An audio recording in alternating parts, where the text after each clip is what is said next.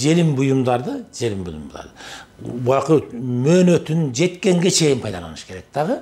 Анан кийин ал желимдерди кайра топтоп туруп, кайра ошо кайрадан иштетүүчү эмеге, айланмага, тегерекке, циклга киргизиш керек. Ага биз катышышыбыз керек, өзүбүз. Ошол мисалы үчүн акырчы топтоочу, мисалы кутуча демелер турат го, аларга ошолорду бөлүп коюшубуз керек. Кайра кылышыбыз керек. Ушундай. Бул азыркы болгон кубулуштагы күрөш да. Ал эми чындыгына келгенде эми ушунун булагын, өзүнүн булагына азыр күрөш жүрүп атат.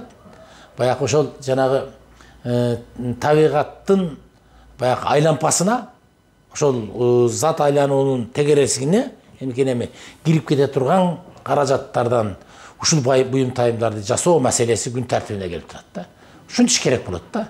Мисалы ошол эле кагаздан жасалган баштыктар, ошол эле эмнекени баягы ошол желимдерге касиети окшош, желимге касиети окшош да. Ошондой эле синтетикалык болушу мүмкүн, бирок эмнекени жанагы микроорганизмдер тарабынан эмнекени баягы жалпы табигаттык айланпага эмнекени кирип кете турган, кыргызча айтканда тез чирий турган эмнекени эмелерге өтүш керек болуп турат да.